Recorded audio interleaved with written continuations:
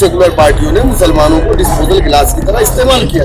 भाई अगर 2002 में गुजरात में दंगे हुए मुसलमानों का कत्लेआम हुआ, वहाँ की सड़कें मुसलमानों के खून से लाल हुई, तो मुजफ्फरनगर के अंदर क्या हुआ?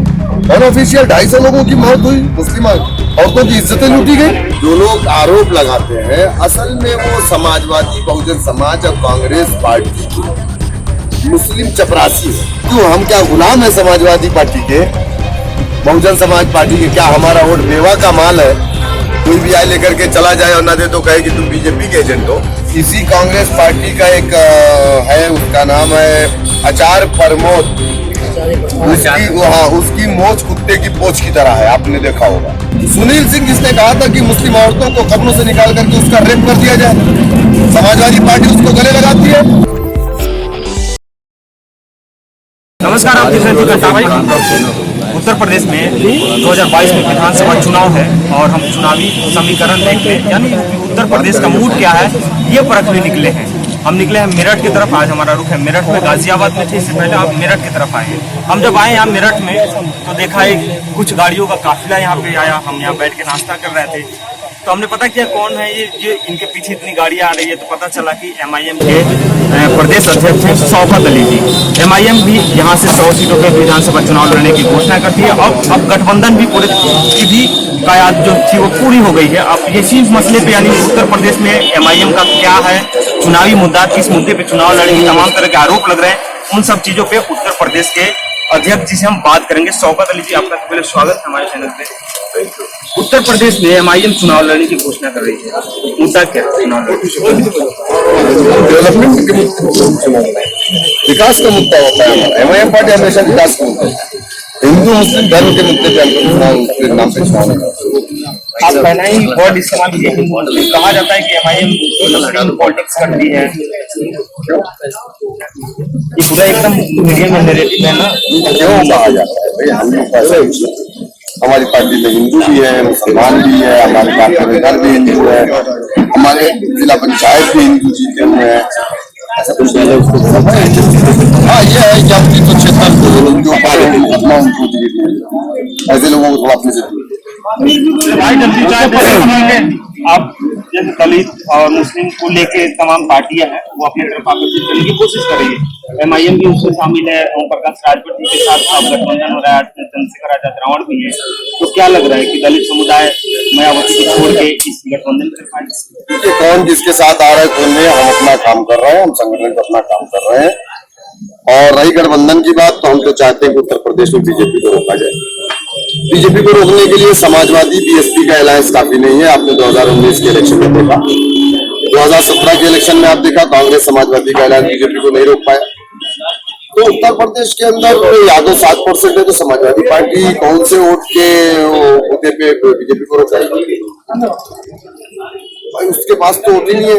यादव शिफ्ट हो गया बीजेपी के साथ। मुसलमान के वोटों की बुनियाद पे अखिलेश यादव चुनाव जीत करके आते हैं। पार्लियामेंट के इलेक्शन में ये बात क्लियर हो गई। आपने देखा कि रामपुर जीते, मुस्लिम डोमिनेट था।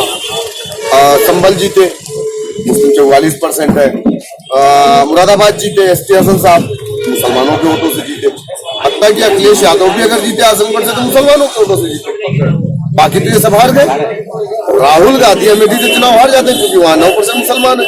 वायनाड से जीत जाते हैं क्योंकि 50% मुसलमान है। तो मुसलमान तो इस सेकुलर पार्टियों की इज्जत को बचा करके रखा, लेकिन इन सेकुलर पार्टियों ने मुसलमानों को डिस्पोजल गिलास की तरह इस्तेमाल किया। लेकिन अब मुसलमान इस्तेमाल होने वाला नहीं। हिंदुस्तान के अंदर मुसलमानों के हालात बेहतर है। Sachar committee, Ranganath Mishra commission, Tuntu commission, Mahmoodur Rahman committee, Gopal commission, मुसलमान दलित से बदतर है। ये नाम नया सेकुलर पार्टी के लोग इक़्तिदार की कुर्सियों पे बैठे रहे, हमको इंसाफ नहीं मिला, हमको हमारा हक नहीं मिला, तो क्यों मुसलमान अब उनके साथ जाएगा?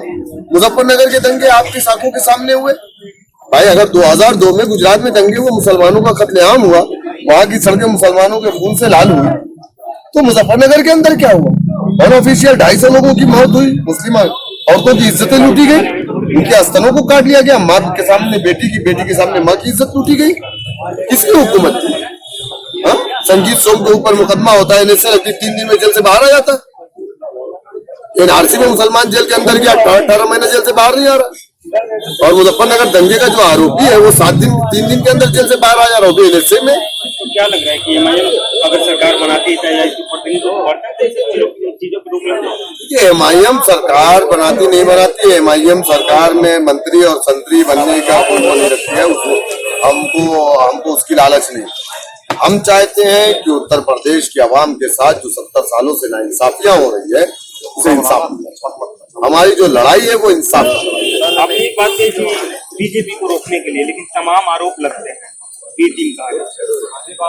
देखिए, आरोप तो काशीराम पर भी लगे थे। काशीराम जब बीएसपी लेकर के आए थे उत्तर प्रदेश में, तो जो कांग्रेसी दलित था वो कहता था कि काशी आया है, संघ को मजबूत करेगा, बीजेपी को मजबूत करेगा, कांग्रेस को हरा देगा।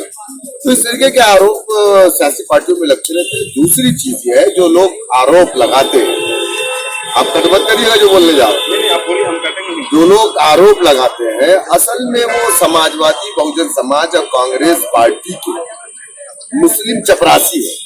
क्या है? मुस्लिम चपरासी है। उनको डर इस बात का है कि हमारी जो शटर जो दुकान चलती थी दलाली की, वो दुकान बंद होने का खतरा है। पार्लियामेंट का इलेक्शन हिंदुस्तान के अंदर 543 लोकसभा की सीट पर एमआईएम कितनी सीटों पे लड़ी मालूम आपको? कितनी सीट पे? 3। एक सीट हैदराबाद, जहां से हमारे लीडर 2,14,000 से जीत के आए, बैरिस्टर असदुद्दीन ओवैसी साहब। दूसरी सीट औरंगाबाद, 22 साल बाद शिवसेना बीजेपी से उस सीट को एमआईएम ने छीना। तीसरी सीट बिहार में किशनगंज, 3 लाख से ज्यादा वोट पाए, लेकिन वहां कांग्रेस जीती। उत्तर प्रदेश में एक भी सीट नहीं लड़े। यहाँ पे खड़ा हुआ मुसलमान, इससे जरा पूछे कि वोट किसको डाल रहा है 70 सालों से। जो कौम 70 सालों से बीजेपी या संघ को रोकने के लिए सेकुलर पार्टियों को वोट डाल रही है, उस कौम के रहनुमा पर, उस कौम के सियासी लीडर पर अगर इतनी बड़ी तोहमत लगाई जा रही है, तो ये सिर्फ barrister Asaduddin Owaisi MIM party नहीं, बल्कि उत्तर प्रदेश ने पूरे हिंदुस्तान के मुसलमानों का जो व्यवहार है, ये मुसलमानों के जो लोग मुसलमान उन्होंने जो सेकुलर पार्टियों का साथ दिया है, ये हमें इल्जाम लगा करके कहीं ना कहीं ये पूरी कौम को बदनाम कर रहे हैं। आप जिस इल्जाम से मतलब नकार रहे हैं, बिहार विधानसभा का चुनाव उस समय भी गठबंधन की हार होती है, तो कहा जाता है कि ये सब की जिम्मेदारी देखा जाता है तो उनकी पार्टी की वजह से हमारी सरकार नहीं बन पाई। हम एक सेकुलर पार्टी है, हम एक सियासी पार्टी है, ठीक है। सियासी पार्टी का काम क्या होता है? इलेक्शन में पार्टी से भेंट करना, ठीक है। या फिर हम स्टेज लगा करके जाए नौटंकी करें, गाना गाएं बजाएं, सबको खुश करें? हम अपने लोकतंत्र को मजबूत कर रहे हैं। और मैं तो कह रहा हूं कि इस देश के अंदर जो सबसे बड़ी ताकत है, उस ताकत का नाम सियासत है। जमहूरियत में और अंबेडकर जी ने कहा था कि सियासत एक ऐसी चाबी है जिससे सारे दरवाजे खुलते हैं। और जितनी कौमें इस देश के अंदर बसती है, सबकी अपनी पार्टी, अपना झंडा होना चाहिए, तब जाके इस देश का लोकतंत्र मजबूत होगा, मेरा मानना है। तो क्यों हम क्या गुलाम है समाजवादी पार्टी के, बहुजन समाज पार्टी के? क्या हमारा वोट मेवा का माल है?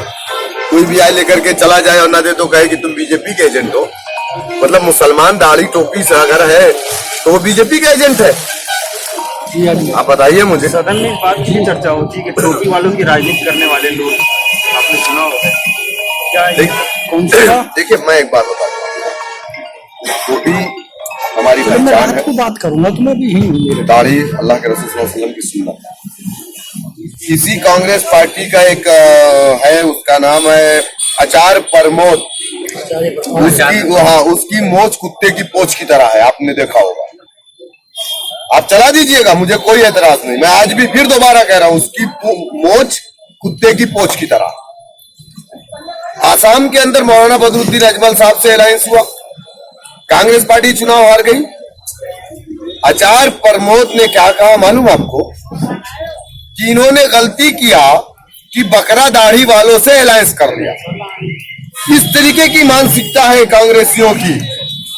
अभी समाजवादी पार्टी का एक जिम्मेदार आदमी, वो अम्मा आयशा की शान में गुस्ताखी किया, उसने बदतमीजी की, जिला उपाध्यक्ष था, पार्टी उसको बाहर क्यों नहीं निकालती?